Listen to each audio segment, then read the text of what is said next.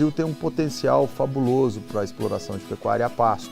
Ninguém ganha do Brasil nesse quesito de eficiência de se colocar, de se fazer proteína, de se colocar carne a pasto num custo muito baixo. Na primeira metade do século passado, na década de 50, o Brasil queria interiorizar o desenvolvimento, ocupar os espaços territoriais.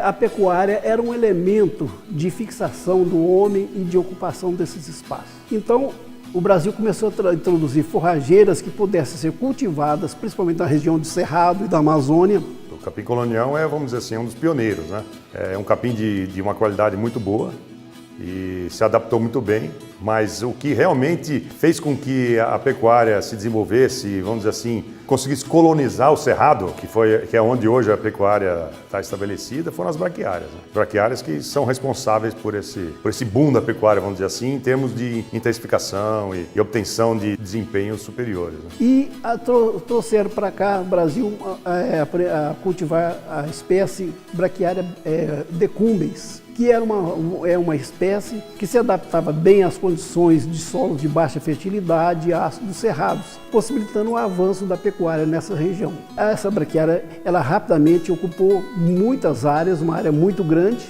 e ela foi sustentação de alimentação, de nutrição desse rebanho crescente.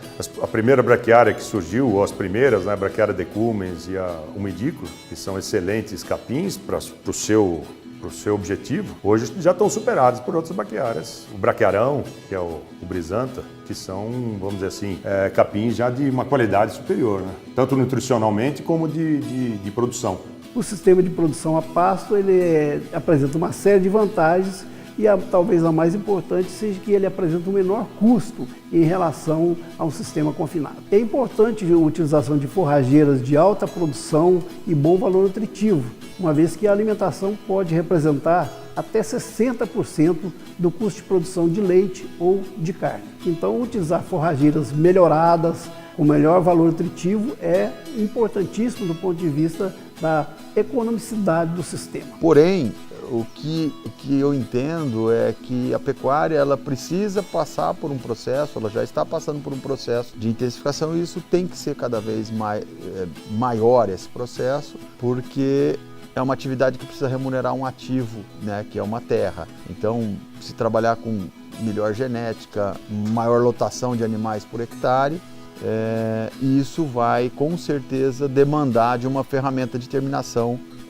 para esses animais. E uma ferramenta é o confinamento ou um nível de suplementação que tem sido cada vez mais alto. Confinamento nada mais é do que um curral, né, cercado, os 4 lados, onde você tem um bebedouro com água em abundância, você tem um coxo onde você deixa uma alimentação à vontade e você tem uma limitação diária. Esse animal ele vai se movimentar pouco, vai comer, beber água e ele vai engordar. O confinamento obviamente começou no Brasil muito espelhado na pecuária americana, que é toda baseada de cria a pasto, enfim, e recria, e a grande maioria da parte de recria já é feita em confinamento nos Estados Unidos, ou alguma recria a pasto ou em pivôs em resteja de pivô de milho, e a terminação dos animais, quase majoritariamente nos Estados Unidos, é feita em confinamento, né? No Brasil a história é um pouco diferente, né? No Brasil a gente tem abundância de pasto ainda,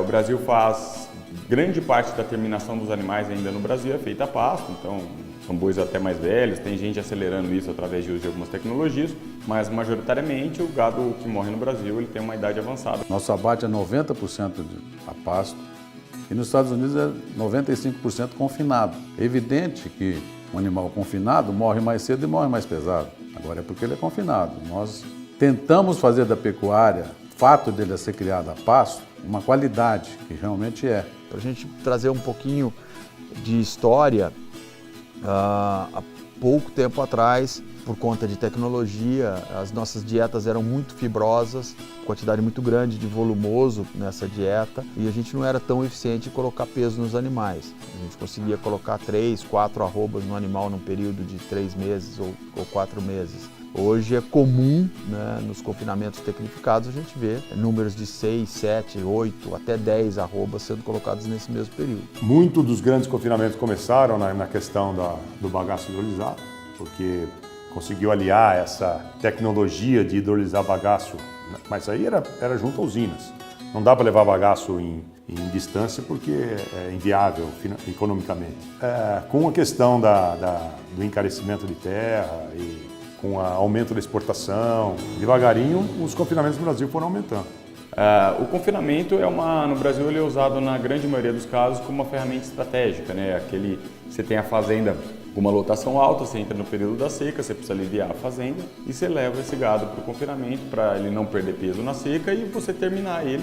E, enfim, você tem um encurtamento de ciclo muito interessante, que esse boi só sairia no outro ano e ele sai com 100 dias de confinamento, você consegue abater ele. Se nós estamos num processo de intensificação de pecuária e isso vai demandar uma terminação com algum tipo de arraçoamento e suplementação por questões climáticas, por questões de exigência de consumo, né? O consumidor cada vez mais exigente, seja o consumidor brasileiro, seja o consumidor de fora, buscando carcaças melhor terminadas, é evidente que o confinamento passa a ser uma ferramenta bastante interessante. Um dos problemas que quando você tem boi a pasto no Brasil é que você não consegue, você produz um boi gordo numa certa um boi gordo que tem mais gordura, mais acabamento, numa época que você tem abundância de pasto, né? Na seca o boi vai perdendo, enfim, você não consegue ter fala assim, eu consigo colocar 1.500 bois por semana na escala de um frigorífico, porque esse boi vai ter sempre o mesmo padrão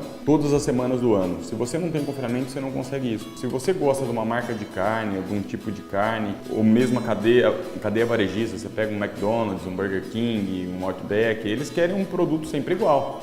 Aliado a isso, o Brasil tem uma pujança em produção de grãos, está se tornando um país muito eficiente em produção de grãos.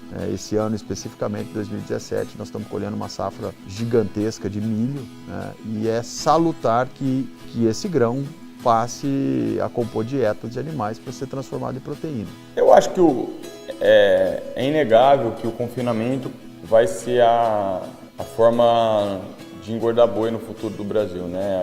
O confinamento fica como uma ferramenta de encurtamento de ciclo e uma ferramenta de produzir um boi mais padronizado.